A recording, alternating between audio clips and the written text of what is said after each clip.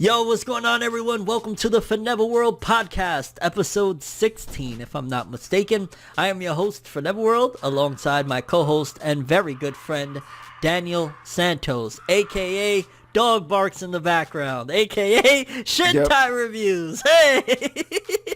What the? Oh, shit. Well, today's episode is going to be a firm one. We're going to be talking about the season that is approaching of anime, just like we did, I want to say it was with last season. We're going to talk about the list of anime that we're excited for, or that sound interesting, all the sorts. We actually did some due diligence, so we got a decent amount of the ones we want to talk about. Shintai, are you excited about this episode? Are you excited to dive into the full anime?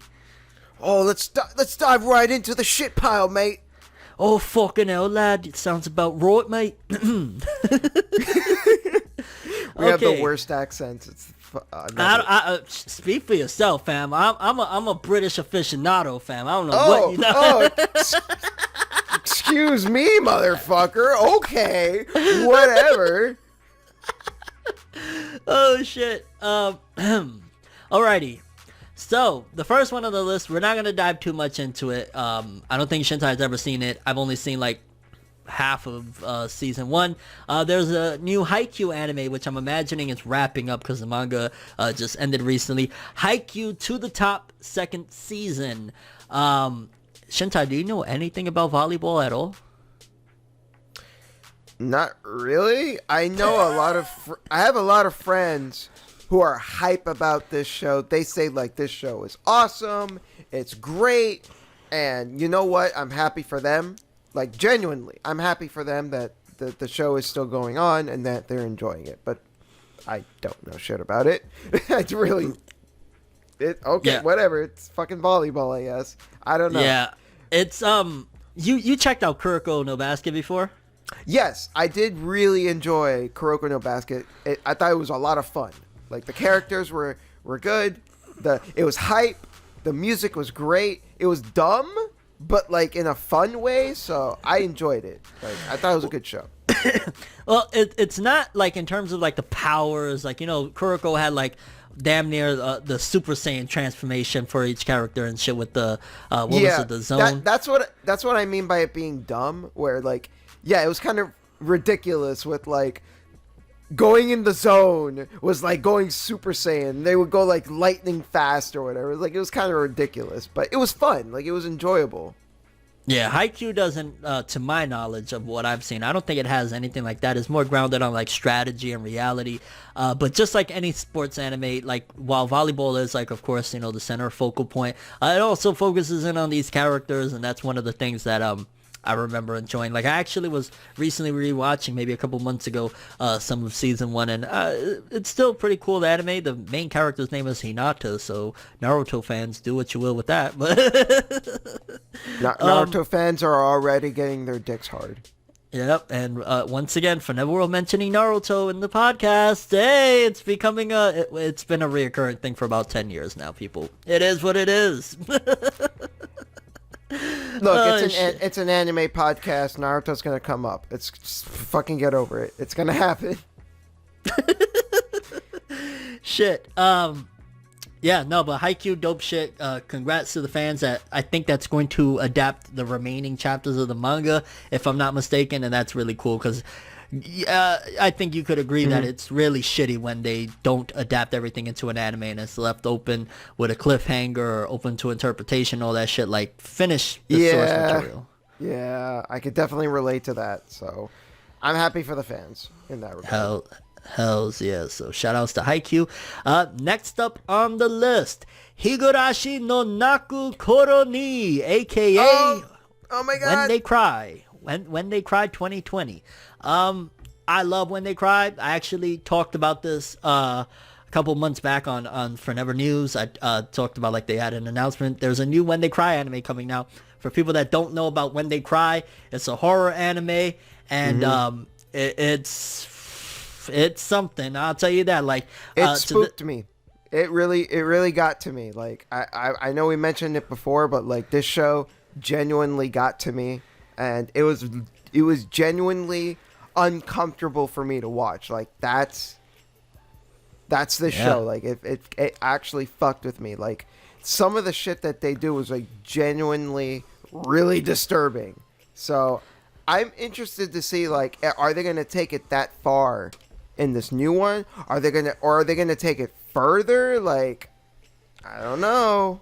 Yo, you know, I never put two and two together, and obviously there's been plenty of series that have explored this type of deal, and I remember you told me what the name of it is about, because remember in season 2 of When They Cry, and I don't know where this is at this point, because there's like 3 seasons, and then there was some OVAs, so I don't know where this takes place exactly, but if you remember back in season 2, we find out that one of the characters is actually reliving this, like every time they die, they restart this shit over again. Do you remember that? Yeah, Rika. And, you know, funny enough, that's probably why I like ReZero that much more as well, because that's what the premise of ReZero. And again, it's not like these two are exclusive to that, but I'm a fan of that, especially when it's done right, and especially when it's like, you know, you've seen the character freaking out and trying to figure out how to get out of this mess of a nightmare and shit. So, I'm curious to see where they're going to go with this, because I never finished When They Cry. I think I watched the first 2 seasons. I didn't watch like the third or any of the OVAs and shit like that. So I never knew if it got resolved, if she actually broke the cycle of being stuck in this shit where she gets fucking murdered every time. But wow, I'm surprised they're doing more, to be honest with you. It's kind of telling of how popular that shit is over there. This looks like a remake, though. Oh, yeah? I mean, Higurashi Naku Koroni, like, that's not adding, like, a subtitle. That sounds like this is just going to be the same show again. Well, like, maybe updated art and animation and shit? You also have to remember this is based on a visual novel. So, Right. So, they might be pulling a Brotherhood, and they might be doing, like, possibly something that's more faithful, quote-unquote, to the original. I don't know. But this... Just looking at the face of this, you know, looking at the image, the name, it looks like it's a remake. And for people that, because, you know, I get asked all the time all sorts of questions about anime, for anybody that wants, especially now, oh my god, I didn't even think about it. This is perfect. This is coming out in October, Halloween month. Oh my god. Oh, yes. Oh, that is pretty perfect. If you want a horror anime, this is one of the creepiest, one of the most, oh my fucking god, what am I watching, horror anime out there. Higurashi no Naku Koroni. Go check it out. I'm going to be watching.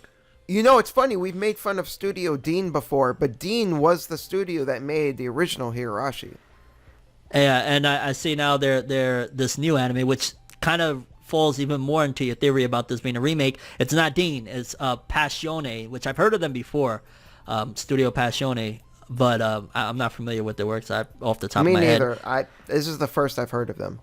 Yeah, I've heard of them before, but so yeah, more than likely it's probably maybe a more faithful adaptation. I mean, if they could make it even better, because I know you had issues with, I think it was the first season. I'm not sure if you hated the second season or whatever, but I know you had issues with the first season of it. Maybe they could make it work. Maybe this could be similar to how Dean fucked up the first Fate Stay Night anime adaptation. Maybe, and whatchamacallit, Studio Ufotable came and saved it. Maybe Passione is going to be the Ufotable of When They Cry.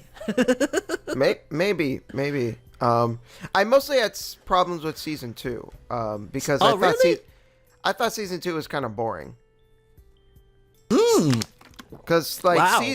season one was like crazy and it had the horror vibe, and like again, the problem I had with season 1 wasn't a problem with the show. It was a personal thing where it was just hard for me to watch because it was so disturbing. But season 2 didn't have that. So it was it wasn't, I don't know, it wasn't as engaging for me. Well, I always felt like season 1 was just the mind fuck of like, oh my god, what the hell is going on? Why are they torturing me? And then season 2 was more of the answers of like, this is why. Now how do we deal with this and get out of this? That's how I always kind of described When They Cry, until again they made like I all this other understood that. shit. No, I understood that, but I don't think they did it in a very engaging way, at least for me. Fair enough. Like, Are you going to be checking this out? I think I will. And again, not to say that season 2 was like complete shit or anything, but like coming off of season 1, it felt like a disappointment because it didn't carry like the same energy. If you get what I'm saying. No, I completely. It was like just mind fucking and shocking, and I was scared. Funny enough, you said I was scared that ReZero wasn't gonna be able to do that with season 2, and they actually managed to get it even more engaging, more mind destroying, more. Man, yeah. So we'll see what they do with this. If this is a remake. Well, you actually convinced me to place an order for ReZero season 1, so I'll be checking that out. Baby, there we converted them. Yeah. Oh, hey, man. I like to think I'm pretty open-minded, so give it a chance. Dude, I'm telling you, I never released the video, but ReZero, before they had season 2, which it's opening up the new decade beautifully, was more than likely going to be in my top 10 anime of the last decade. Like, just with that first season. Like, that's how much I loved it. It blew my mind. And it's a different type of anime. Obviously my channel is mainly based on like shonen action stuff, but I'll never forget in 2016 I was doing episode review after episode review of it. That's how excited I was. That's how much I was into it. And don't get me wrong, I'm into the second season probably even more than I am now, but back then I was just going wild with it. So that's very telling. And I can't wait to hear your waifu choices. I can't wait to hear what you think about Subaru and what he I can't wait. Yeah, well, we'll find out soon enough once that shit comes in the mail. Hell's fucking yeah, that's dope. That just made me happy. Oh shit. All right. Moving on. Jujutsu Kaisen, the upcoming Shonen Jump anime. That's more than likely if they, Mappa. They right now, there's a lot of pressure I'm imagining on them because Shonen Jump obviously clearly wants this to be the next big thing. They've even talked numbers wise because right now, from what I last heard, Jujutsu Kaisen was pushing up on 7 million in sales. They wanted, and this was like maybe a month ago, they said that they want 10 million sales by the time the anime comes out. The anime comes out in another, 2 or 3 weeks? So we'll see if they make it to there. And that's also, again, telling because to put it into perspective, Black Clover has been out for like 5 fucking years and has 10 million sales. This hasn't even had an anime yet, and they want 10 million sales, and it could do it. Now, just briefly for the people that don't know about Jujutsu Kaisen, including Shintai, let's read the synopsis. In a world where demons feed on unsuspecting humans, fragments of the legendary and feared demon Ryomen Sukuna were lost and scattered about. Should any demon okay, I can't keep doing that. Should any demon consume Sukuna's body parts, the power they gain could destroy the world as we know it. Fortunately, there exists a mysterious school of Jujutsu sorcerers who exist to protect the precarious existence of the living from the undead. Yuji Itadori is a high schooler who spends his days visiting his bedridden grandfather. Although he looks like your average teenager, his immense physical strength is something to behold. Every sports club wants him to join, but Itadori would rather hang out with the school outcasts in the occult club. One day, the club manages to get their hands on a sealed cursed object, but little do they know the terror they'll unleash when they break the seal. What do you think about that, Shintai? How does that sound to you? Sounds interesting. I mean, I'll probably at least give it a shot. Why not? Yeah, it's I remember when I made my first video, which funny enough, it was about maybe a little bit, it was last August of 2019. I made my first video on it, and the best way I described it at the time with like 10 chapters that I had read at that point, or 9 chapters actually, it was Bleach meets Blue Exorcist. I don't know if you've ever seen Blue Exorcist. I know you've seen Bleach. It's kind of like... I've seen Bleach. Yeah, it's like giving a bit of a school setting, but the school setting isn't even that relevant for that long, which is even cooler, like, because, how we feel about, like, school settings, sometimes it's like, I don't want to be in the school all the time. It kind of does away with it after a while, and it doesn't even feel like, hey, you're in the classroom or anything like that. And the characters is dope. There's Gojo, there's Yuji Itadori, there's Kugisaki, there's Nanami. Like, there's a lot of really dope characters. I know I'm very, very excited for it. I actually held off on making another manga video for the longest time because I was like, the anime's on its way. I'll get back to the manga videos. I can't wait to talk about this one. Like, Shonen Jump might have its next big hit, because if that ain't the next big hit out of Shonen Jump, Chainsaw Man definitely will be. But yeah, Jujutsu Kaisen, expectations are high. Mappa has... What other stuff, like, off the top of your head that you could think of has Mappa done? They've done Kakegurui. They've done Yuri on Ice. They've done Shingeki no Bahamut. So they've done some fucking shit. Yeah. Shit, I want to say Mappa... Am I bugging? Yeah, no, Mappa is actually handling the next season of Attack on Titan. IG actually had to give it up for whatever reason. And I want to say Mappa is actually... I think they even did the God of High School, that's like the recent manga adaptation that was done recently, and it had great animation, but I think I've told you on here before that story just feels ridiculously rushed and plot lacking. But again, that's not fault to the source material, that's just the kind of adaptation that was done and how they decided to do it. Hopefully Jujutsu Kaisen does not go down that route, because yeah, we don't need no rush shit. Like, the story is really dope. Anything else to add? No, I mean, seems like a cool show made by a good studio. Hells yeah. Jujutsu Kaisen. Looking forward to it. Next up, Novelist. This is one that is an adaptation from a manhwa, a Korean manga, Korean manhwa, whatever the heck you want to call it, webtoon. It is by Production IG, which is interesting that Production IG, well, technically WIT. I know WIT is, because I said it, Production IG had Attack on Titan, but it's technically WIT, but Production IG is the parent studio, whatever. But Production IG is doing this. Brief synopsis. Rizel awakens from his 820-year slumber. He holds the special title of Novelist, which is a pure-blooded noble and protector of all nobles. In an attempt to protect Rizel, his servant Frankenstein enrolls him at Yeron High School, where Rizel learns the simple and quotidian routines of the human world through his classmates. However, the Union, a mighty secret organization with strings around the globe and a goal to rule the world, dispatches modified humans and gradually encroaches on Rizel's life progressively, which causes him to wield his mighty power to protect those around him. After 820 years of intrigue, the secrets behind his slumber are finally revealed, and Rizel's absolute protection as the Novelist begins. It sounds really dope.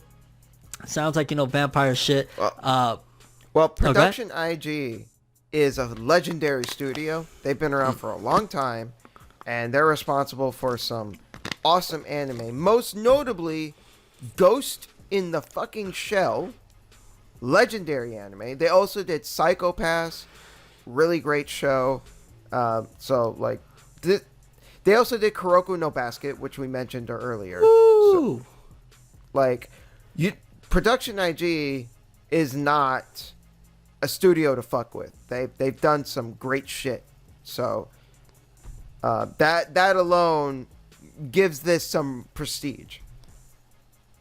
Yeah, and this is really on the back of what's going on with a lot of these Korean adaptations. Like, this is the third one in a row. I think every season this year we've had, and again, I think Crunchyroll is also behind this. They're one of the financial backers for it, of these Korean adaptations. It's really going to be interesting to see moving forward how much of an impact this year, because it was the Tower of God in the winter season.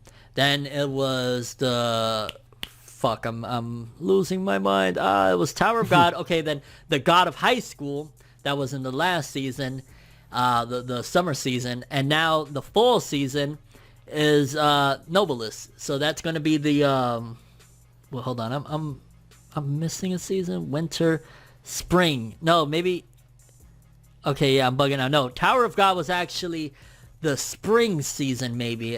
Maybe I'm misremembering. I think Tower of God was spring season. God of High School was summer season. Novelist is the fall season. So we're going to see how much impact. Like, I'm really interested. Don't get me wrong. Yeah, the show might be great, all that jazz. But I'm interested to see if this is going to bring any change to the anime industry. Because, obviously anime is Japanese. It's all, and now that Korean webtoons, Korean manhwa are making their way, this could be something very changing. This could change a lot, to be honest with you. And I'm excited in a way because, let's shake things up. Yeah, let's not make it that it's just exclusive manga and anime are only like, the popular ones. It's only going to be from Japan. Like, let's get like these Korean ones and then eventually maybe some American made ones.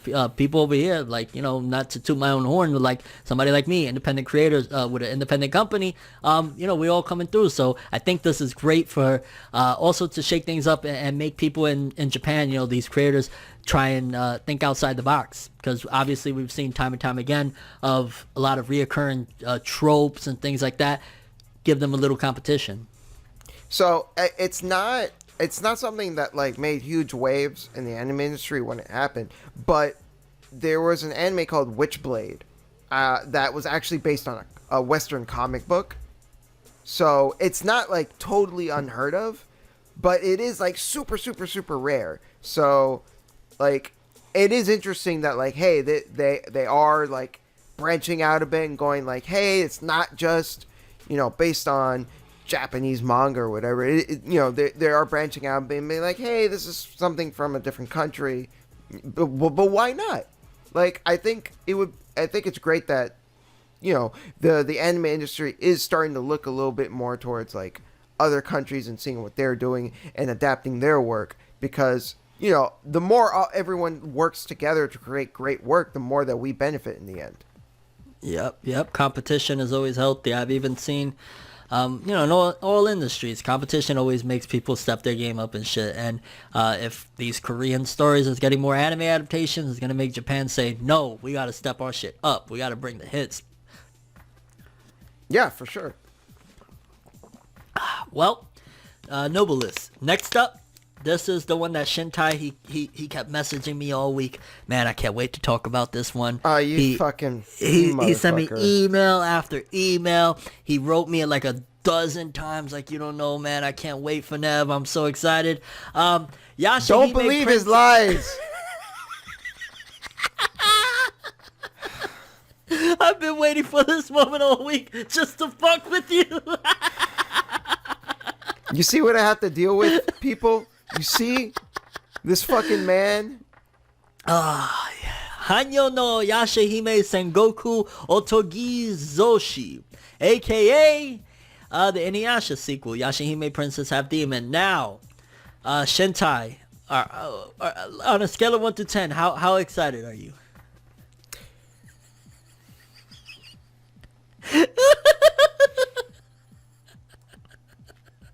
How excited am I? Yeah. Dirty Daddy. Okay, well, let's read the synopsis, because I know as a matter of fact, you read the synopsis. I know you're dying to. I don't want to steal your thunder right now. Go ahead, read that synopsis. The daughters of Sesshomaru and Inuyasha set out on a journey transcending time. In feudal Japan, half-demon twins Towa and Setsuna are separated from each other during a forest fire. While desperately searching for her younger sister, Towa wanders into a mysterious tunnel that sends her into present-day Japan, where she is found and raised by Kokome, Higurashi's brother Sota, and his family.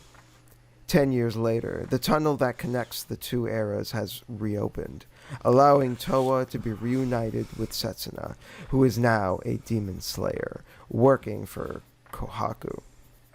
But to Towa's shock, Setsuna appears to have lost all memories of her older sister.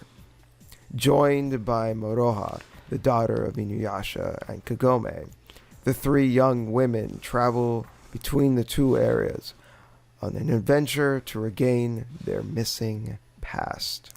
Are you alright? I heard your voice breaking up at the thought of Setsuna losing all her memories. You okay, mate? You holding up good? I think I'm fine.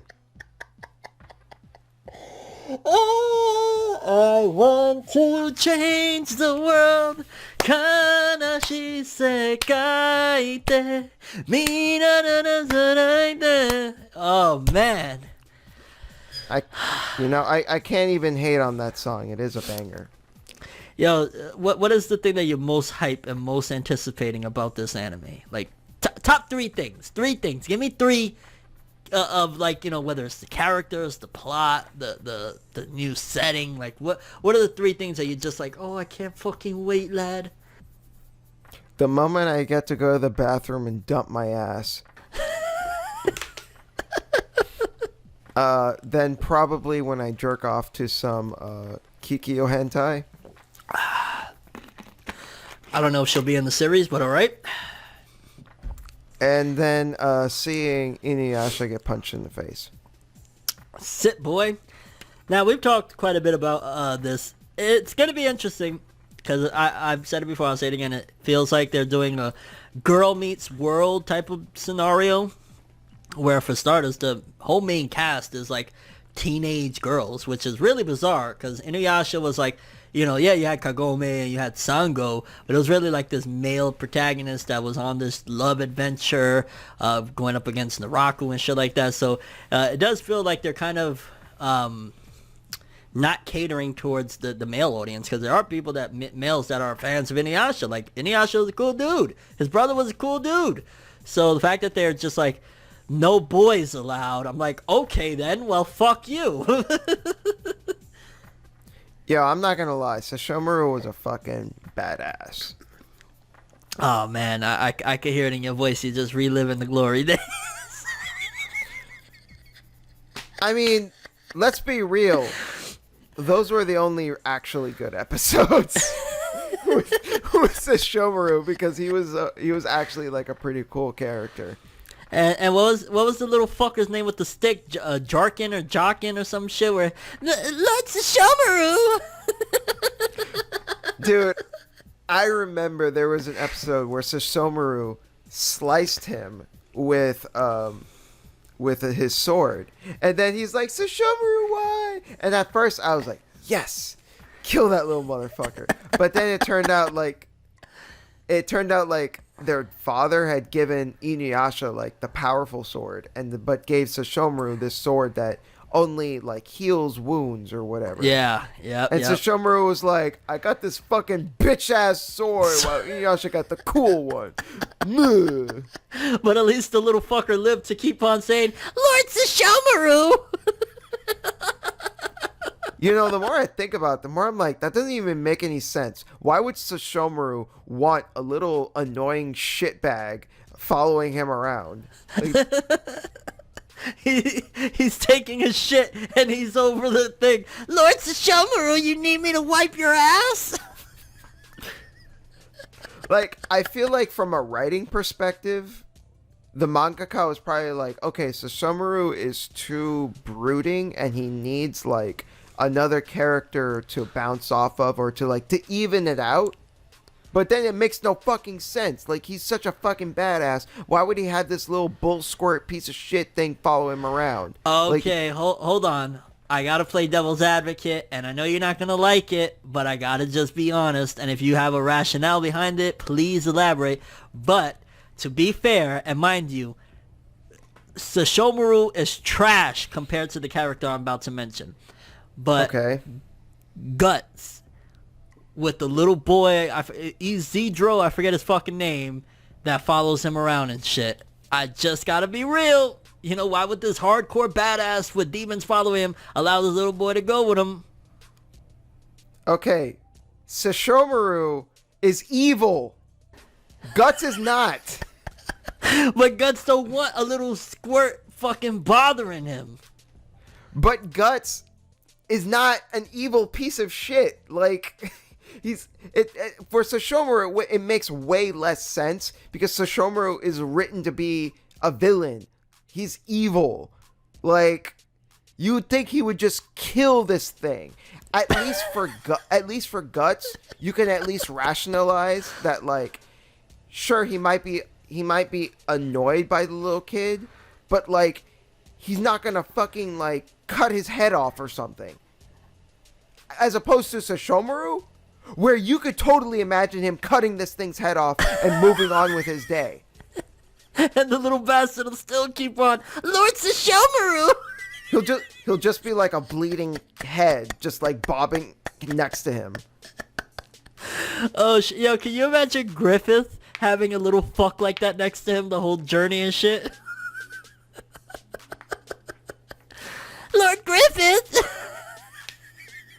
I mean, that was kind of Casca for a little while. No, I'm talking about after he done sacrificed these motherfuckers, sold everyone the fuck out. No, I know what you mean, but like if you think about it, Casca was kind of like that, where she was just like hanging around Griffith, being like, "Oh my God, Griffith, you're so awesome." If she only knew she had a real king next to her this entire time. His name is ForneverWorld, fam. Come to me, Casca. I love you. Mwah. Yo, I just gotta say, the funniest fucking comment I ever saw, I may have mentioned this before, but whatever, it's too funny, was I remember I was watching Berserk on YouTube, and during the sex scene between Guts and Casca, someone in the comments was like, "My boy's dipping in the chocolate." Oh, shit. That's the funniest shit. Well, to be fair, he was playing with his life because, Griffith is, all that shit, the demons, yada, yada, yada. Let me catch him with my woman. That's my woman, fam. Don't play with me. That's Casca's mine. Lord Sesshomaru.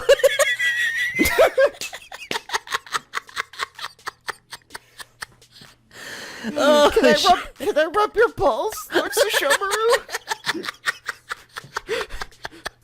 Lord Sesshomaru.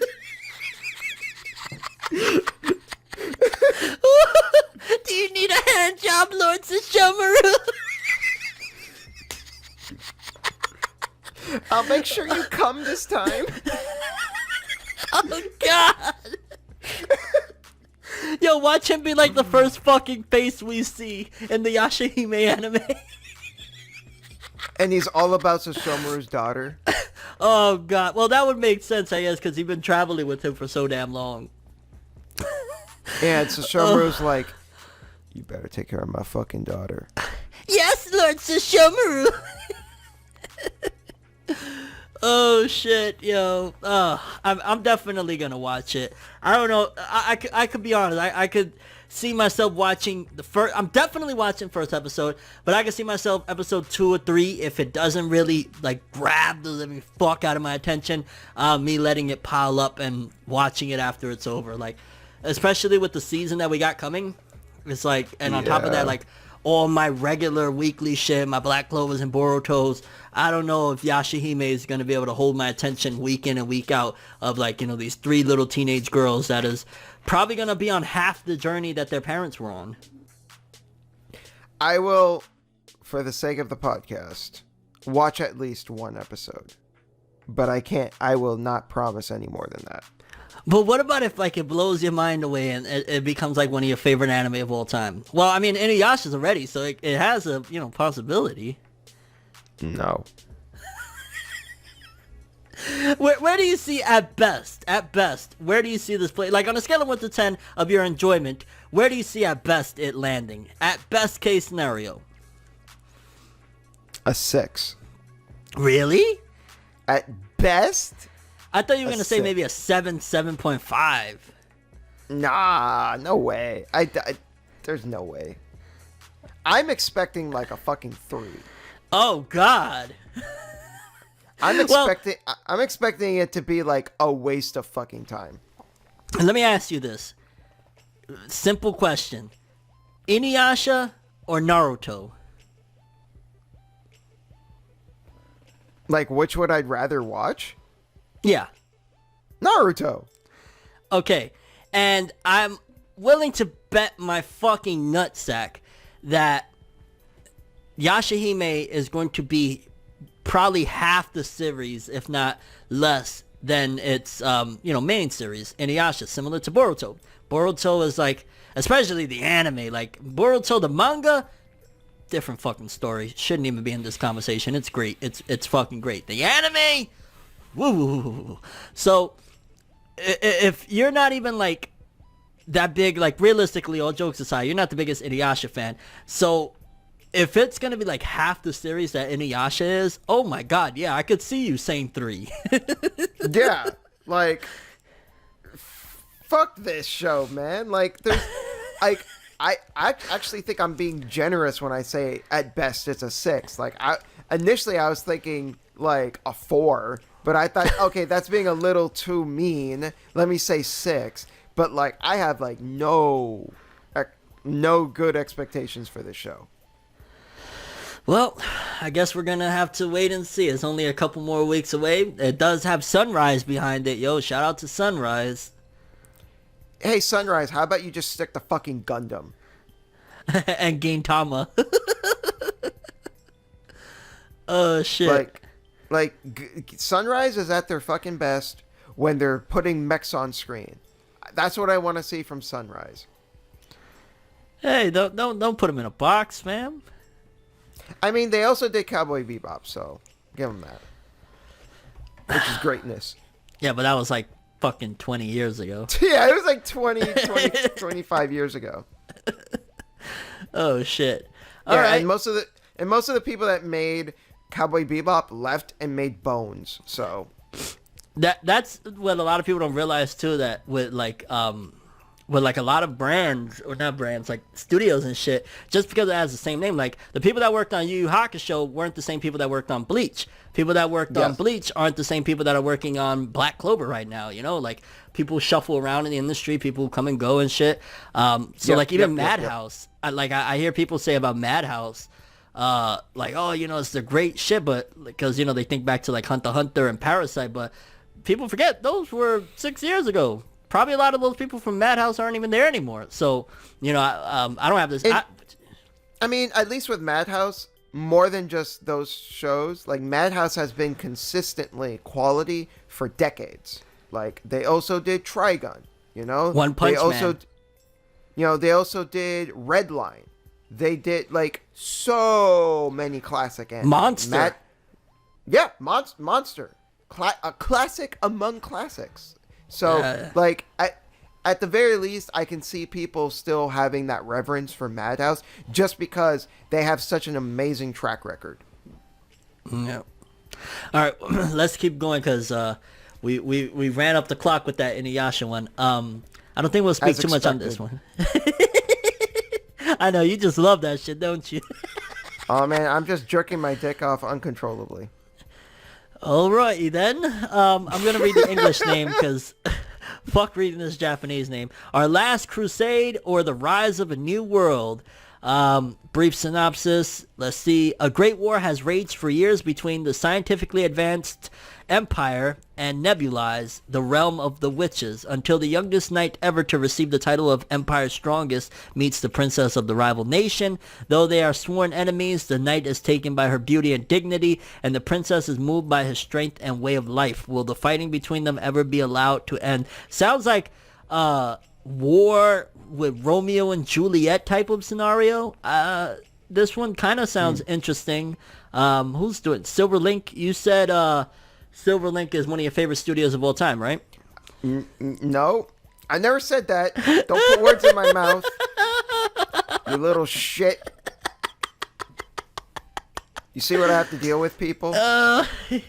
Y'all like, oh my god, ForneverWorld, he's so great. But this is how he is. He's always like, hey, so this is your favorite, huh? Like, fuck I just you. have to get it off, Lord Sashomaru.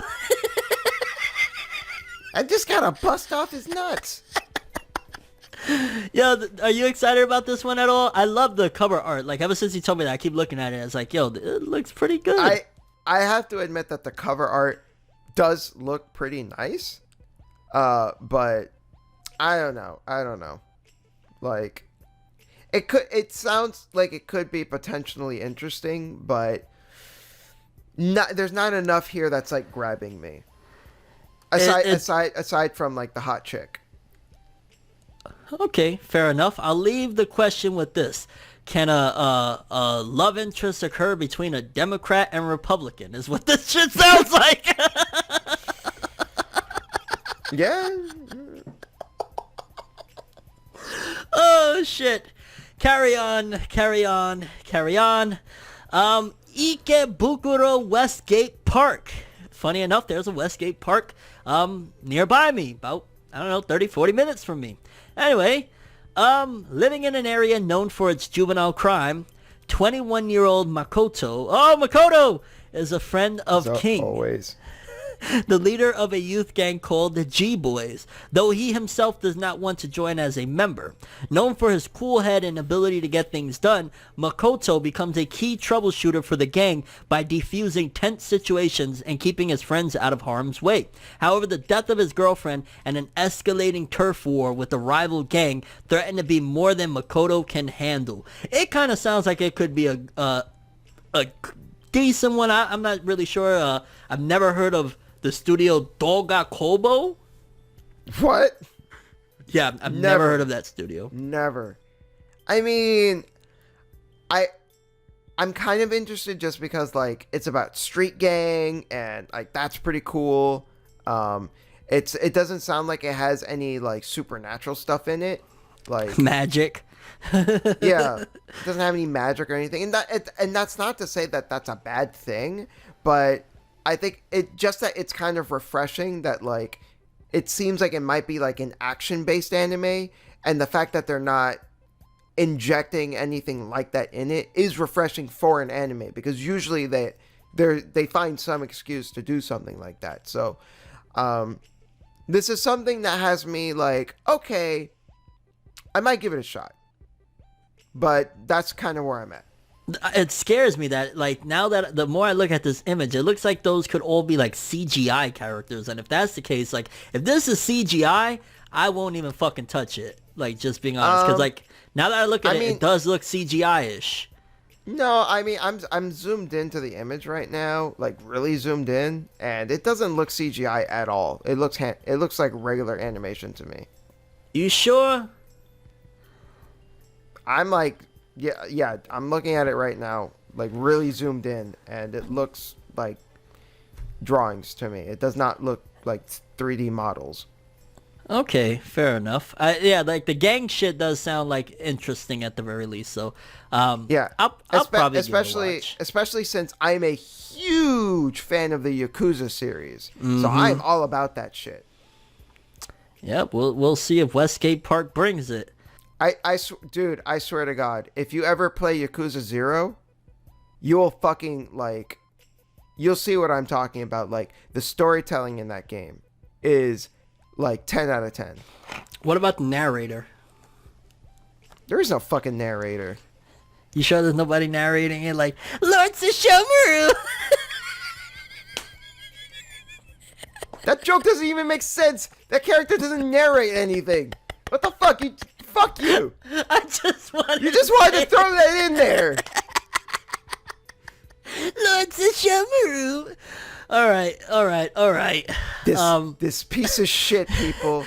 This piece of shit. I swear to God, every chance he gets, even if it doesn't work. Sesshomaru, Inuyasha, sit, boy. Ugh. I'm dying here.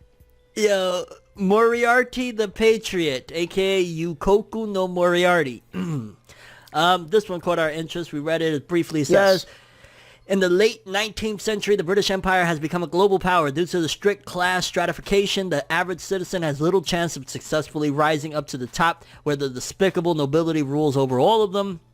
Or over them all. William James Moriarty, the second son of the Moriarty household, is a young mathematics professor who has displayed great cunning and intellect since he was a child. Along with his brothers Albert and Louis, he lives the simple life of a noble. Outside of school, William is a well-known private consultant willing to solve the problems of anyone in need. However, his gentle demeanor belies his position as the head of a group prepared to wreak havoc in pursuit of its desire, a new world built from the ashes of the old. Yukoku no Moriarty puts a new spin on Arthur Conan Doyle's original work by putting the spotlight on its main antagonist and exploring how he came to be the first and only criminal consultant. I'm only, like, two things I catch, maybe three. The plot sounds okay, whatever. Production IG, that's a big one. Yeah, big one. Absolutely. And the Moriarty stuff, because, like, I'm a big fan of Case Closed, Detective Conan, and he references Sherlock Holmes. Sherlock Holmes, Sir Arthur Conan Doyle. I think Conan from Conan Edogawa comes from Arthur Conan Doyle. Yes. So that's what kind of catches my interest, and it sounds really dope that it's basically putting the emphasis on a villain from another series and his uprising. So I'm interested in all of that. The art doesn't look anything special in particular. Looks cool. Why does that character on the far right kind of look like Subaru from Re:Zero? What the fuck? I just noticed that. I don't know. Yeah. What are your thoughts on this? I'm not like super interested, but it is production IG, so I'm sure it would at least be of quality. But yeah, I don't know. I've never been like super into like Sherlock Holmes or anything like that, so it's not something that like grabs me, but it could be good. You never know, man. It's Sir Arthur Conan Doyle. I will at least say, like, of the animes that are being like introduced into this new season, this is one of the more interesting ones. It seems the most unique. Yeah. I don't know. It sounds really interesting. I'm just wondering, like, which one of these is going to be, like, you know, like every season has that one out of the fucking blue hit. I wonder which one it's going to be. I think this has the potential to be that one, but I feel like this is something I'm going to have to wait and see how other people feel about it, and then, you know, relay back to me and be like, oh, this is actually hype, you know? Yeah. Because it really feels like it can go either way, where it can be like hype or just like boring dog shit. Boring like, as fuck, yeah. It's just like 13 episodes of Moriarty scratching his nutsack. Screaming out, Lord Sesshomaru! Wouldn't he be yelling out Sherlock Holmes? Sherlock Holmes! Lord Sherlock Holmes! Oh, solve shit. this mystery, bitch! Just somebody cut him in half already, please. Yeah, so that sounds dope. The next one I just briefly wanted to mention because I wanted to go in on a mini rant. The next one is Akudama Drive. Okay. And I'm going to just quickly give the synopsis. Long ago, a war broke out in Japan that pitted Kanto against Kansai and divided the country. Kansai became dependent on Kanto, but slowly the police and government began losing control of Kansai to criminals known as Akudama. Now, with all that being said, yeah, maybe it's good, maybe it'll be great, who knows. It's done by Studio Period. Studio fucking Period. Listen here, you weasels, okay? Oh. Before you go on and decide to pick up some seasonal shit, how about you improve on what you got on your plate right now? How about you give Black Clover that crisp, you know, animation? How about you give Boruto some actually great stuff? Get to the canon and shit. Make sure that the animation is on point and shit. Why are you picking up other stuff when you can't even afford to? You don't have the manpower to make films of the titles that you have. Like Shonen Jump anime usually get films. Boruto and Black Clover, minus the Boruto Naruto the movie film, which was still technically released during the Naruto era. You can't even do films. So what are you doing spreading the manpower even thinner by making this Akudama Drive? I mean, if it's good, cool beans, but I'm just fucking saying, perfect your what's at your plate right now before you go off and try to do other shit. Like, am I off on that? No, I mean, sounds fair to me. I mean, even fucking Jockin would be like, Lord Sesshomaru, what the fuck are you doing? I'm just saying, man, Studio Period.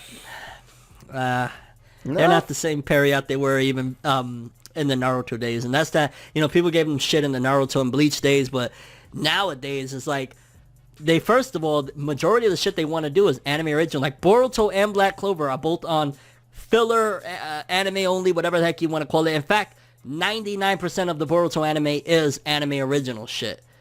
So, like, they're not the same company that they once were. They don't make films of these popular shonen titles. Like, I don't fucking know anymore with Period.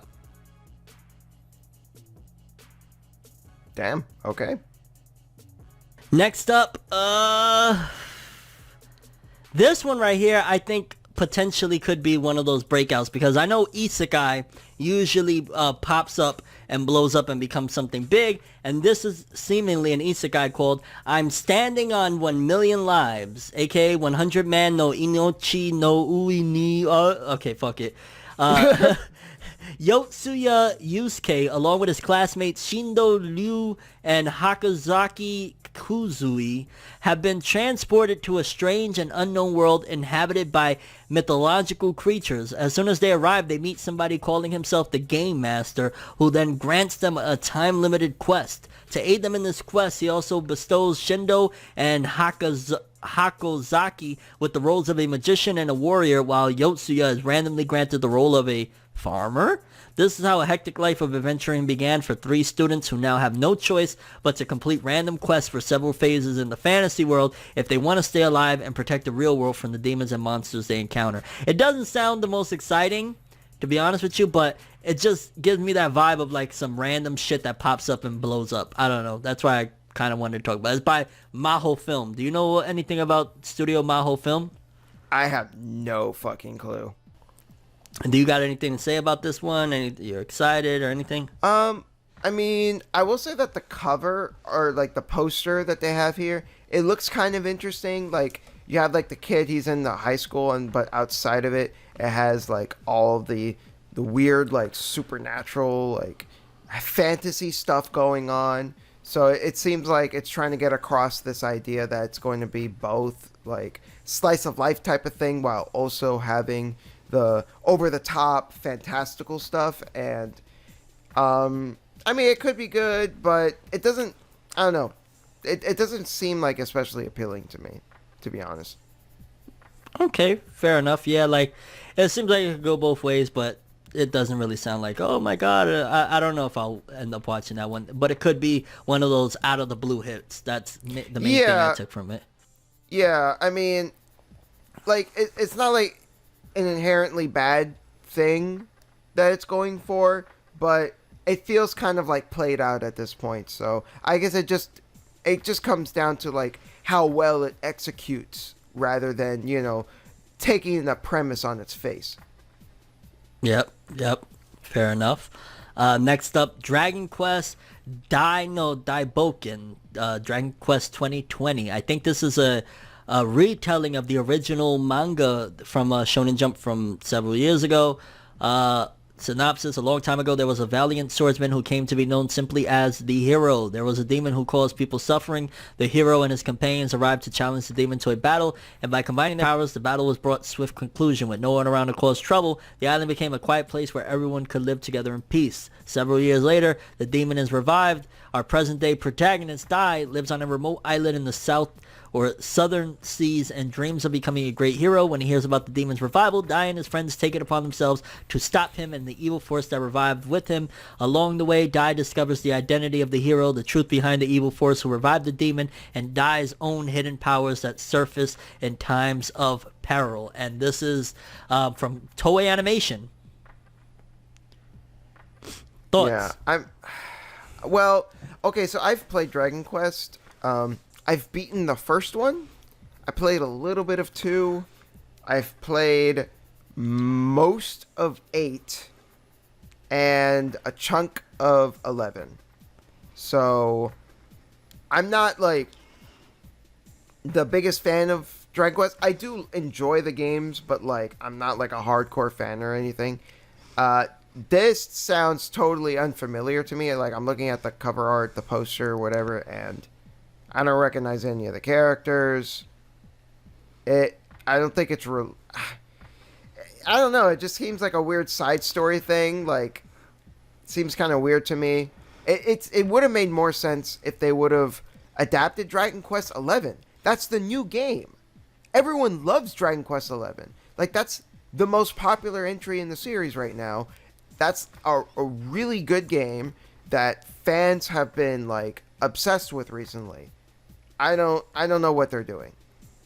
Like, it doesn't make much sense to me. They should have just done that, but whatever. I wonder if it's an anniversary thing. Maybe it's like the 20th or 30th anniversary of Dragon Quest or something. Because I think this is an older manga. I want to say, like, again, this is the original Dragon Quest manga from like Shonen Jump 20, 30 years ago or some shit like that. I don't know. I don't. I mean, it might be. I don't know.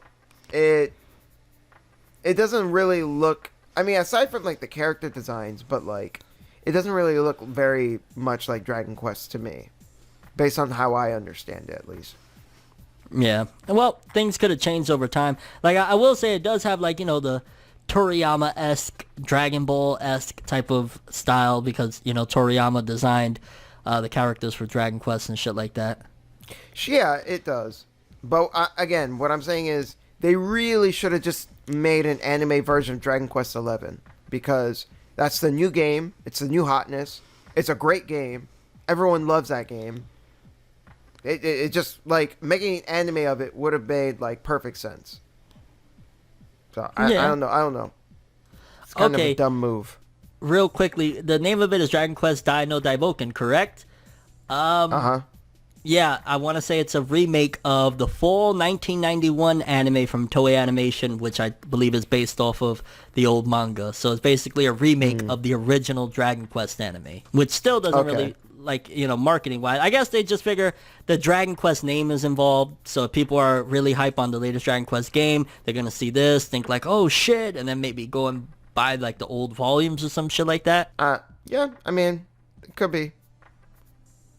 I don't know. I don't have much to say about this. It just seems like I said before, it just seems like a boneheaded move. Even if they are like redoing something that's already been done before. I don't know. I think they would have done better doing what I said before. So. I'll say the Shonen Jump junkie in me will check it out just because I love Shonen Jump shit and it's a classic. So I'll probably end up watching an episode. But if it's like flat or boring or outdated storytelling or something, I'll probably leave it to the side. But we gotta wait and see. Next up, Sore Dake ga Nek by Toho Interactive Animation.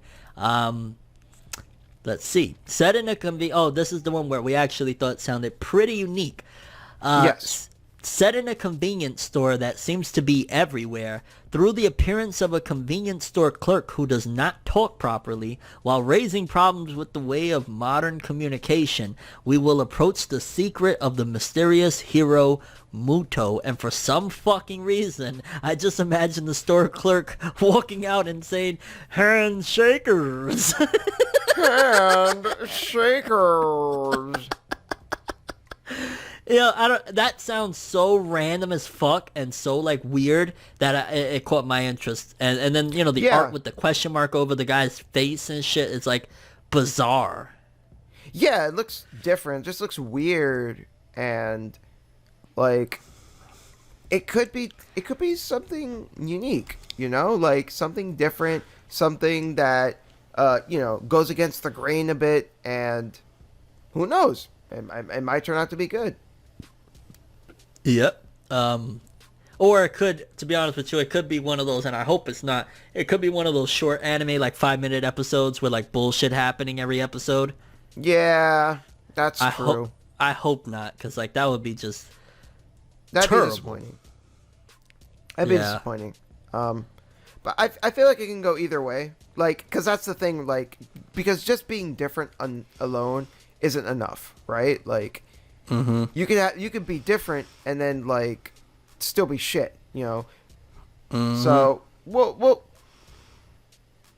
it's like the poster says. It's a question mark. We'll have to wait and see. Yep, I could see me on a whim giving it a shot just to see like, hey, is there any greatness to behold, or is this just gonna waste my fucking time? Yep, exactly. All right, the last two that we have on the list are movies. The Demon Slayer Mugen Train film. I've talked about this so many times on my own, and I know you haven't seen Demon Slayer yet, right? Not yet, but I will. I definitely will. I just know that more than likely, unless this is like a massive upset, this is going to be a godlike film because you got Studio Ufotable. They've already put out some trailers. It looks great.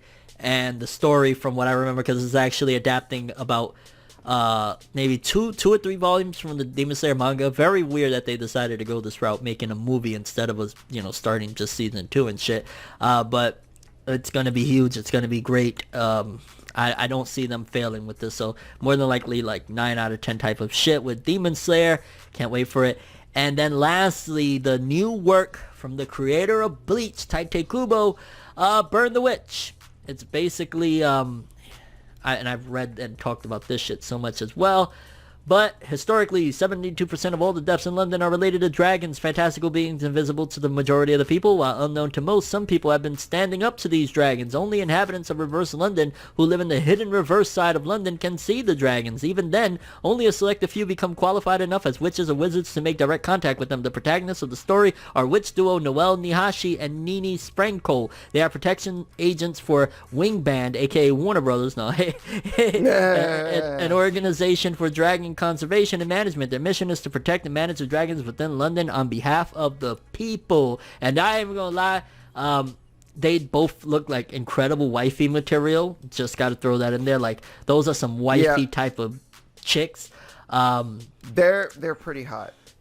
The studio is Studio Colorido. I mean, the trailers that they put out, and from everything I've heard, I heard the story is great because it's based on the 4 chapters that were just released in Shonen Jump.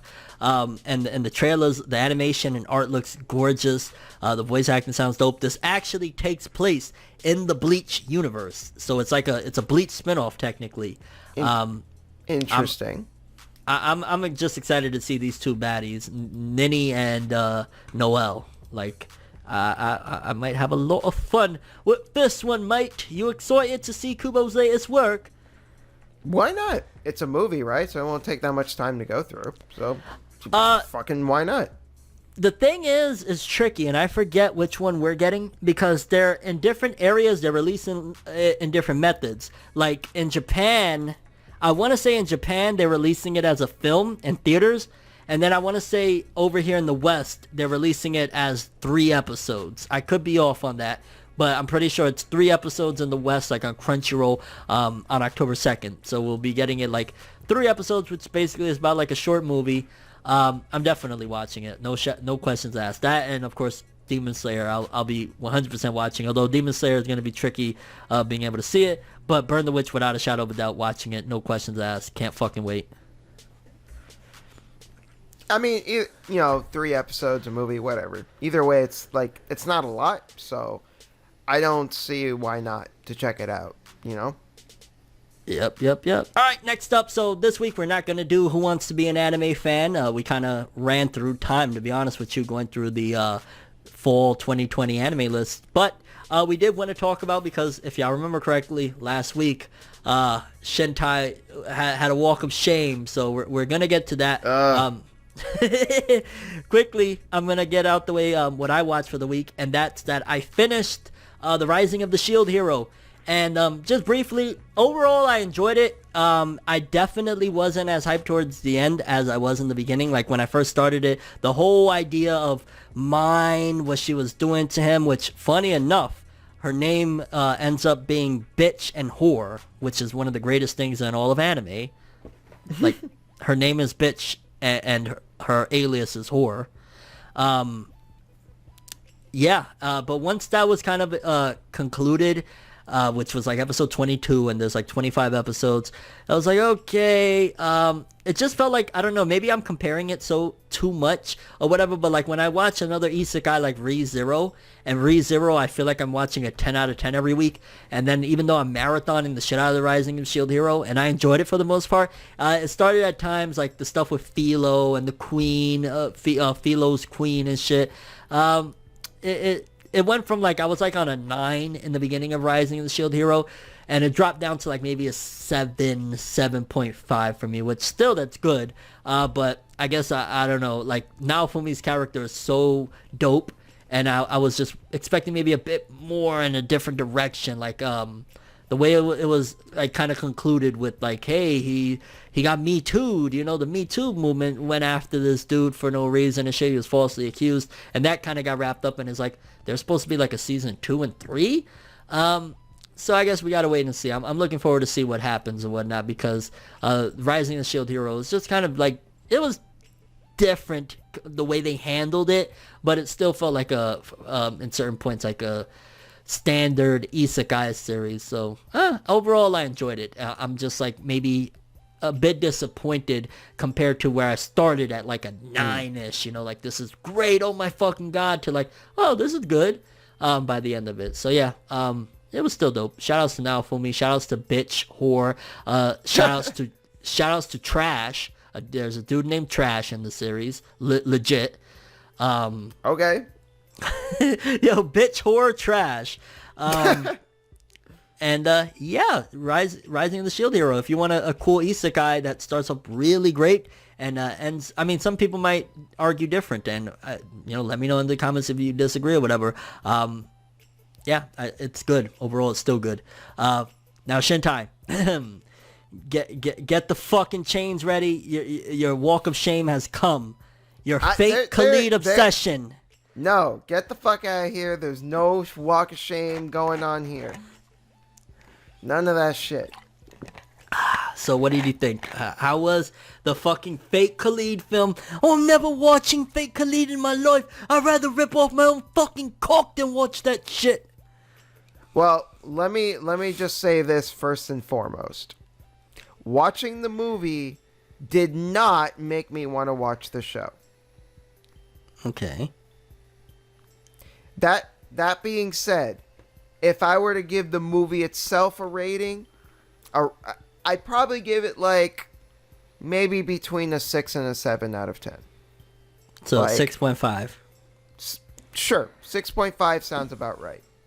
Now, this isn't really the movie's fault per se, but I just wanted to complain real quick. This was released by Sentai Filmworks. This is supposed to be a Blu-ray, and the quality was not Blu-ray. It looked like they took the DVD version and they fucking like blew it up to HD. It didn't. The picture quality was not very good. So is it by any chance on like a streaming platform that you could do a comparison? I don't know. You should try doing that, because like if that is the case and Sentai is sneaking out upscaled shit, that'd be interesting. But okay. So, because you said it was recommended by 2 people within the hour. What do you tell those 2 people right now? The floor is yours. Speak your piece to these 2. I don't know if they're male, female, whatever. For the sake of this one, these 2 gentlemen, what do you tell them? I think they oversold it a bit. Woo! Now that's still, though, a 6.5 is not a bad rating. I didn't hate the movie. I'm sorry. I gotta keep it real. When somebody says I didn't hate it, that is not a great compliment. That's like, oh man, you're a good friend. Oh yeah, I don't hate you. Oh shit. Cause the thing is, like, they said like, oh, this is like the Fate Zero fake Khalid. Fate Zero is a fucking like 10 out of 10. 10, yeah. We're going from 10, like, and I wasn't expecting it to be, like, as great as Fate Zero, okay? I definitely didn't go in with those high expectations. But I do feel that this being a movie held it back. Because I did think that there was some interesting stuff in this that would have been better if it was at least, like, not even like a long series. Like, if it was like 6 episodes or something, I think even that could have made it a better experience. And I'll explain why. So, like, first off, some things are different because it takes place in a different timeline. The rules of Prisma Elia are different, whatever. Blah, blah, blah. All that dumb bullshit. Oh, actually, I want to get this out of the way. If you're concerned about like a bunch of lolly bullshit, there's actually not a lot of that in the movie. Thankfully, I was like, I was actually very happy about that. There's not a lot of that's like the biggest reason why I didn't want to and plan to never watch the Prisma Elia series. It's all these little girls running around like in magical girl outfits. Like, I'm not down for that shit. I don't want it. But this is a Shiro movie. So what was, because you, throughout the week, you had sent me a clip of Kiritsugu in it. How much involvement did he have with this film? He's not in it a ton. Boo!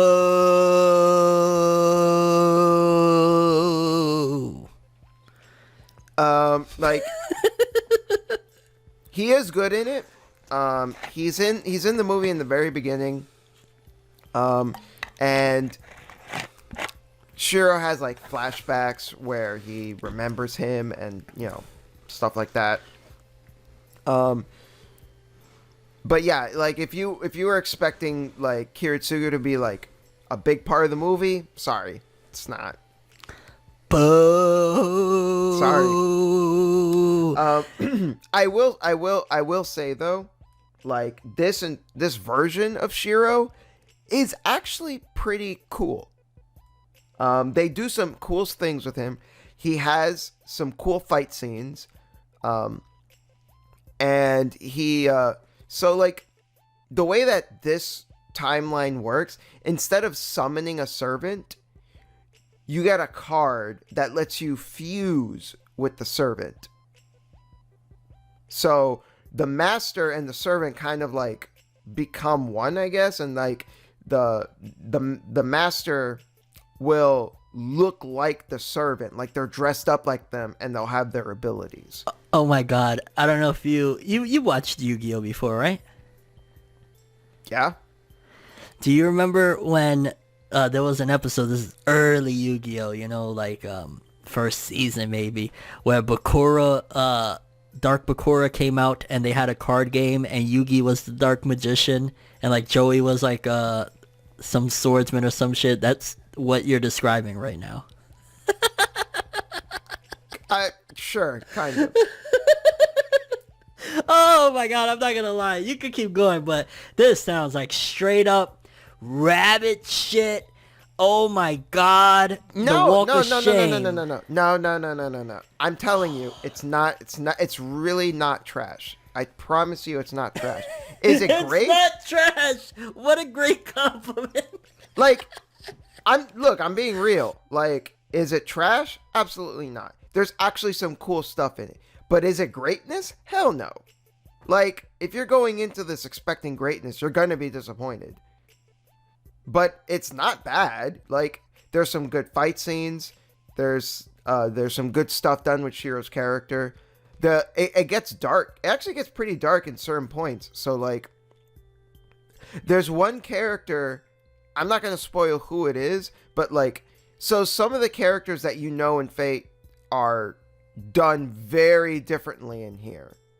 Like, there's this one character who has a completely different role, is now insane in this movie. He's lost his mind, and he kills his sister, and then Shiro asks him, like, how did it feel to kill your own sister? And then he yells, it was fucking awesome. It felt like I was coming 100 times. I was like, what? This is fucking crazy. What? That garbage.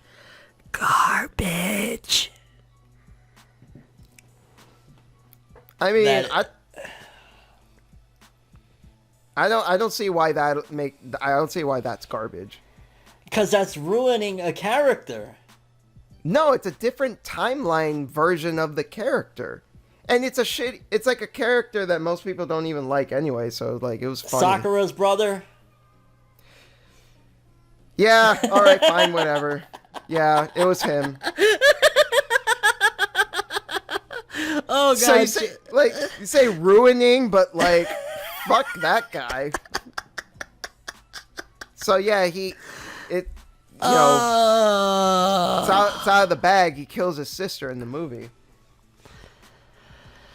and it was actually a pretty shocking moment when it happened. I was actually like, oh, I didn't see that coming, and that is kind of a problem with the movie though. Where I was saying before, like it's held back. Now I guess maybe it's explained in the series. I don't know. I don't care. But like the fact that it's a movie that there's some stuff that doesn't get explained. Like, why is Shinji crazy? I don't fucking know. That shit doesn't get explained.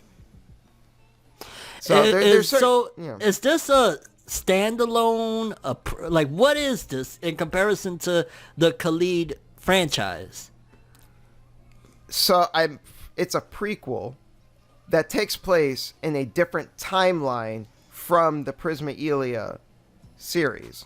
Because at the end, Shiro, like, it's supposed to explain where one of the girls from Prisma Elia comes from, I guess. And this is supposed to explain, because this is from, like, a totally different timeline that has nothing to do with, like, the original Fate. This is not the same Shiro. It's a different timeline. How's Saber? Not in it. Get this! Shintai, if you don't take this fucking movie and chuck it out the fucking window, like, immediately, now. The disrespect. This guy, like... Wow. I'm disgusted. This is... Hey, I mean... well, how much you paid for this? Like $10, something like that. You got a $10 frisbee. Like I said, it wasn't that bad. Like, some of the fight scenes were pretty cool, but yeah, overall though, I will say I think it was oversold to me. I don't think this is something you should go out of your way to watch. I don't think it's trash, but it's not great either. It's fine. Yeah, six is fine. Like 6 fine, 7 good, 8 very good, 9 great. I go by I think that's the My Anime List ranking, if I'm not mistaken. Yeah, I kind of go by that too. Like, I will say though, one part of the movie I really liked. There was the final fight scene actually got me kind of hyped. It was Shiro against like a female version of Gilgamesh. And I was like, okay, this is pretty cool. But see, that's the thing though. Everything that I'm saying that I like about it are like the fights. Not really like the substance of the movie. Like, that's the thing, right? Like, so I guess that's where I'm going to have to come down to.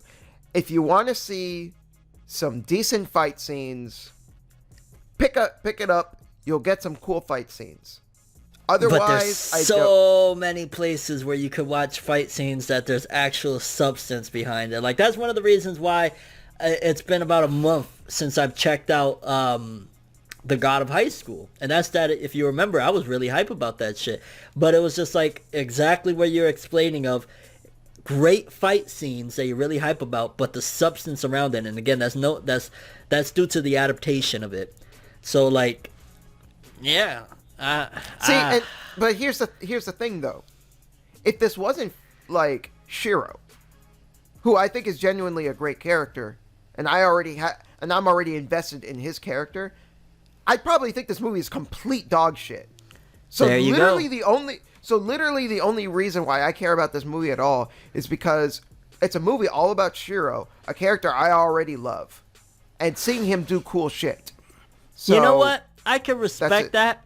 Because, like, it's a crazy comparison, but, like, take, for example, my love and enjoyment of video games like Jump Force or J-Star's Victory Versus. Most people say they're shit games, but I really enjoy them and I get into them because I get to play as the characters that I love.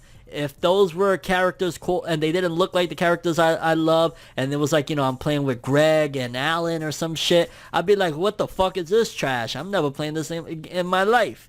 So I can respect the fact that you rock with it primarily due to it, you know, being tied to the Fate franchise in one fashion or another. Yeah. And again, I also appreciate that the majority of the movie has a fucking lolly bullshit in it. So since it was mostly just focused on Shiro, I was able to appreciate it in that way. But again, it is so directly tied to like that, again, to that character and my previous investment to that character. So like, if you don't know shit about Fate, I would say, hell no, don't watch this movie. It's not going to do anything for you because it's just going to be this random movie. and shit's just going to be happening. You're not going to understand anything. It's going to be completely incomprehensible. Like, I barely comprehended it as a Fate fan because it's tied to this other spin-off that I don't know shit about. So there was stuff about it that I had to like get used to and be like, oh, okay, I guess this is different now, and oh, okay, this character's not here, or okay, this character's different now. So like, I felt like I was like having to keep up with the movie as it's like changing all this shit.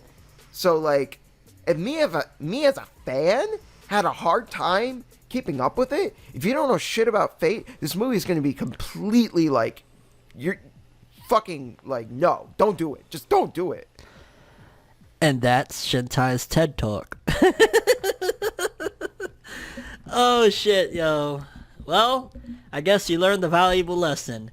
If you would have stuck to your guns on not fucking with the Fate Khalid franchise, you wouldn't have went down this dark and lonely route, Shintai. Hey, at least I got to see some cool fight scenes. So, at least there's that. And it didn't cost me much anyways. Would you rewatch? Would you rewatch?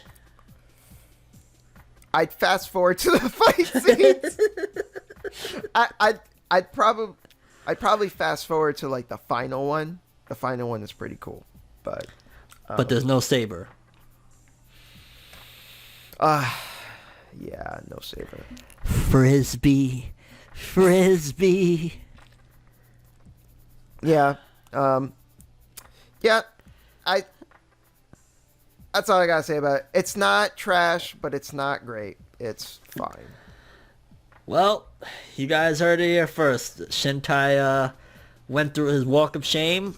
He slipped up, and here we are. Hey, I slipped a little bit, but I still got my balance. I got right back up, and I'm like, hey. And you know how you're gonna make up for it? If you say to watch the rest of Prisma Ilia, I'm gonna fucking kill you. No. I'll give you a hint. Lord Sesshomaru! You're gonna have to watch a few episodes of that Yoshihime greatness to wash out the fucking taste of that fucking Ilia Khalid Prisma bullshit. Can I just like strangle you through the internet? Lord Sesshomaru! I gotta put him somewhere on the thumbnail, even if he's just like tiny in the corner. Shame on you. You're the one. Fuck you. Shame on you. Well, people, we've reached that point. We're deep into this episode. Of the seasonal anime. What anime caught your interest? Which ones are you going to be watching for this season? Are you excited about any of them? What are your thoughts? Also, do you think that Shintai redeemed himself, or he's going to have to watch the entirety of the Yoshihime Princess Half Demon anime to get out of the shameful zone? No. And yeah, how was your week, people? No. No. Oh shit! No. Oh, the Rising of the Shield Hero. Thoughts on that if you've seen it? But yeah, I think we've reached the end. Anything else you got to say besides Lord Sesshomaru? I finished All-Star Superman comic book, and it was really good. Is it as good as Fate Khalid? It was a lot better. Well, that's good. But that's all we have for this episode. Thanks for watching, people. I'm ForneverWorld. He's Shintai, a.k.a. the Shameful One. And as always, people, have an awesome day. The dirty one. The dirty one. Dirty Daddy, people. Dirty Daddy, baby. Peace.